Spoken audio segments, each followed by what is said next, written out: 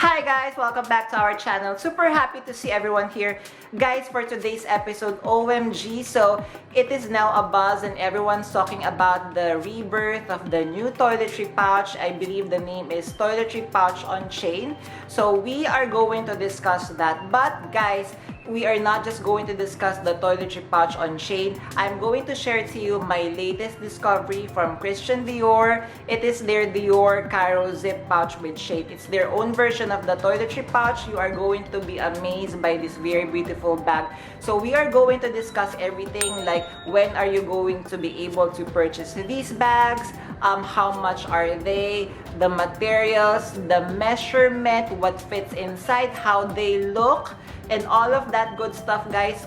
This is going to be super exciting. I'm sure you haven't seen these two bags being compared to here in YouTube, so please make sure you watch the entire episode. Hi guys, Ron here, Suking Budgetarian Fashionista. I publish vlog every Wednesdays and Saturdays about latest news about fashion. I do luxury shopping vlogs, hauls and unboxings. I also do bag reviews and provide styling tips. I'm inviting you to please join our ever-growing fam by clicking this cute little icon here so you can easily subscribe and be a member of our growing luxury addicted family. Please like and share this video and follow me on Instagram.com/Ramirafy so you can get daily updates and styling tips coming from me. Alright, so let us begin. So guys, hope you don't mind. I'm looking at my notes because I want to be able to share to you all the information that I've researched. I don't want to miss anything out. So let us start. Let's start first with the Dior Cairo zip pouch with chain. So the price of this one is $1,950 US. Good news, guys, this is now available at Dior.com and at your local Dior boutiques. I would just like to share, guys, I'm not sure which one would be published first, this or my Dior shopping vlog, but here in the Philippines, this is also available because when we have visited that store, it's already at our local Dior store. And the only reason I was able to find out about this one was when I was editing my Dior shopping vlog. I've noticed that, oh my god, they have the Dior Zip Cairo pouch with chain. Unfortunately, I wasn't able to try this bag. On my next visit, definitely I'm going to check this out. So go check this out, guys. Guys. It's now available for $1,950 US. So next, we move on to the dimension or measurement. So right behind me, I have my toiletry pouch 26, meaning 26 centimeters lengthwise. So for the Dior Zip Cairo pouch, the length of that one is like the size of the Louis Vuitton toiletry pouch 19 because the length of it is 19 centimeters, the height is 14 centimeters, and the depth is 3 centimeters. So 19 centimeters, I'm sure all of you guys have the toiletry pouch 19. So it is a good size. It's a little bit shorter or smaller than the 26, but definitely could fit most of the phones that we have and all of our essentials and be able to bring this one and transform from a day to evening kind of bag. Next is the material. So good news is, yes, it's a little bit pricey, on around $1,950 plus tax. But good news is the Dior Zip Cairo pouch with chain is made of 100% genuine leather, which is their signature Canage calfskin, which I super love. So it's leather on the outside, and I'm sure it is leather lined as well.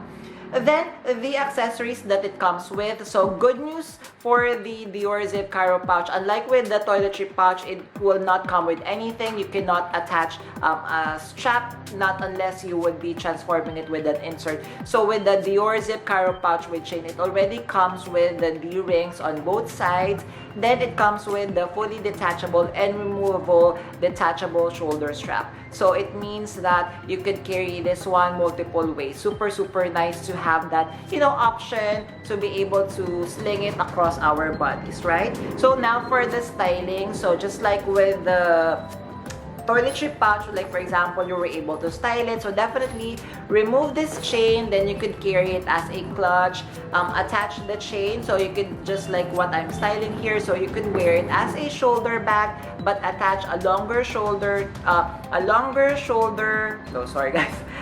a longer shoulder strap, then definitely you could carry it as a crossbody, just like with the Dior Zip Cairo. The strap is a little bit longer, so you can carry it, longer on one shoulder or as a crossbody without any issue. Next is, of course, Now, let's check what it looks like inside. So, on the inside, guys, it comes with three compartments. Then it has 6 card slot, which is super nice. At least, yes, it's a little bit smaller, but since it already has a card slot, maybe you could just use this one instead carrying, you know, like compact wallet or a bigger size wallet. Definitely it's a plus size. And again, guys, last but not the least, for the Dior Zip Cairo pouch with chain would be the availability of this one in different colors, such as, of course, they have the black. You could purchase it in gray, and you could purchase it in the cloud blue. So super nice, definitely, guys. I can't wait to visit our Dior store and try this one in person. So what do you think, guys, of the Dior Zip Cairo pouch with chain? Is it a yes or no? OMG, super beautiful, right? Alright, so now let us discuss the Louis Vuitton Toiletry pouch on chain. So for the price, it is at $1,760 US. So currently, it is not available, but it would be available on June 17th this year. So please contact your CA so that you could pre-order this if you want to add this to your collection. So for the size of this one, so looking at the photos, because we don't have much information, it's just on the photos shared by Foxy LV. Thank you, Foxy LV. It looks like the toiletry pouch 26. So I have here my toiletry pouch 26. So meaning 26 centimeters in length. I'm pretty sure it would be the same as this one. And looking at the photo as well, it also looks like coming from the Pochette Voyage. The Pochette Voyage is like the toiletry pouch that is for the at the men's department or men's section of Louis Vuitton. So basically, it would have the same size. Then the smaller bag, I'm also guessing at this stage, guys, because it doesn't look like the toiletry pouch 19, but it feels like the smaller toiletry pouch, it's toiletry pouch 50. But stay tuned for more measurement once the item goes live. Then the material that it comes with, of course, so if you are going to notice on the photos, everything would look the same. So it would come with the classic canvas of Louis Vuitton in this color, but the difference on that one would be, if you're going to look on the side of this one, as you are going to see, it is the untreated leather or the vachetta, which, to be honest, guys, I would be honest, if I'm not really sure if I'm a fan of that huge vachetta on this side, because I've mentioned multiple times, I love Louis Vuitton, but vachetta, I'm not really sure if I'm a fan, because again, I am scared of water stains, or if it would not age beautifully. Plus, of course, knowing that you're going to lug it around inside your bag, put some toiletries in it, so I'm not really sure how it would age. So then, of course, for the accessories, so this the toiletry pouch on chain has an edge from the Dior one, because of course, so the rebirth of the toiletry pouch with chain, so now it comes with the D-rings on this side. So unlike this toiletry pouch that I have here, so I'm sure everyone is familiar that I was only able to transform this one with the help of the insert here and with the D-rings on the side. Then I have attached this very beautiful gold chain here that I purchased from Shopee. It's our local Amazon here. But for the newer toiletry pouch, now it comes with the D-rings. So one would be here, and then one would be on this side. Then it comes with the fully detachable chain.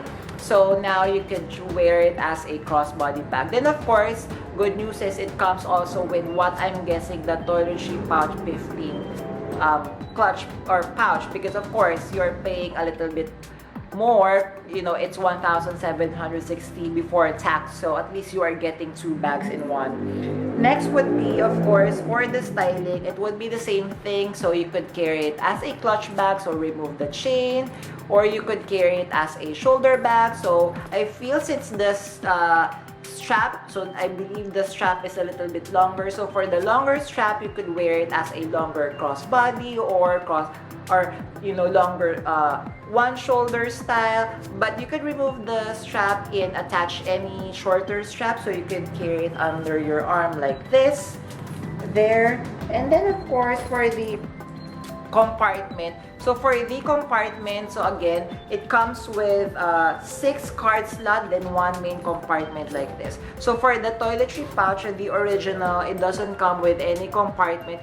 But for the seasonal version, like for example, the Wild at Heart or any other seasonal piece of the toiletry pouch, you would notice that it comes with a 6 card slot. Same with the Pochette Voyage for men's. I'm going to insert some videos here because I've seen the Pochette Voyage and I've tried it at our local Louis Vuitton store. It comes with the 6 card slots as well. Then of course for the color, so currently the color, or it's only available in one color in this and with the classic vachetta, but I think it's a little bit exciting for this one because I'm pretty sure this would not be the first and last time that Louis Vuitton would be doing the toiletry pouch on chain. So I'm pretty sure that they are going to release seasonal pieces. So as we know with the toiletry pouch, the classic ones, they have really seasonal pieces that unfortunately I failed to get one for myself. But they would be redesigning this, which again I feel would be super exciting, and I'm just wishing that of course they would change the treated leather here with you know, a treated leather, a different style, so it would be more appealing to me, you know, or to to everyone else who is scared to carry a vachetta. So that is the toiletry pouch on chain. What do you think, guys, of the rebirth of the toiletry pouch? Alright, so for my final recommendation, so I would like to start first with the Louis Vuitton toiletry pouch on chain. Honestly, guys, me personally, I would not be buying this bag anymore because, of course, for one huge reason is because I already have the toiletry pouch 26 and I'm very happy with what I got. I got this one from our Louis Vuitton store here, courtesy of my CA. So before it got discontinued, she was able to save one for me, which I'm super thankful for. So to be honest, the price point, the 1,760 USD before tax, is a little bit too steep for me in my liking. Even though yes, it would come with the toiletry pouch 15 plus the chain, I don't think so. I would rather go, like for example, if I would really wanted to add something like this, I would purchase the Pochette Voyage. If you've seen my latest Louis Vuitton shopping adventure, I've seen the one in silver, which I super fell in love. It's the same. Yes, it doesn't come with the D-ring on the side, but I have the insert. I could transform it anytime that I would be purchasing that bag. So that is just my take. But if I would be recommending, guys, if for example, you really want to add, then go ahead. But if for example, you would be able to purchase, you know, a good as new, like the condition of a toiletry pouch on a pre-love market, like maybe 9/10 or 10/10 condition, go for that one versus purchasing the Louis Vuitton toiletry pouch with shade. Then now let's move on to the Dior Cairo pouch with shade. This one, guys, OMG. Personally, I fell in love with this one when I have seen this during my 27 most affordable Christian Dior bags. I never imagined that, you know, Dior would be coming up with their own version. Yes, it's a little bit smaller, but firstly, I would like to see this in person, but definitely, guys, I am adding this to my wish list. So what do you think, guys, of the two toiletry pouches? Please do comment down below. How do you feel with the Louis Vuitton toiletry pouch with chain and the Dior Cairo zip pouch with chain? Are you going to purchase any of these or just stick with your toiletry pouches? If you are going to purchase the new Louis Vuitton, guys, please do comment down below. And oh my god, in the future, I would like to see a review of someone, you know, owning this toiletry pouch with chain. Alright, so guys, I'm inviting you to please join our ever-growing fam by clicking this cute little icon here so you can easily subscribe and be a member of our growing luxury addicted family. Please like and share this video. Also, please do follow me on Instagram.com/AmirFi so you can get daily updates and styling tips coming from me. A million thank yous for staying with me in this episode, guys. I'll be leaving a couple of videos here for you to check out. Please stay safe. I will see everyone soon. Bye!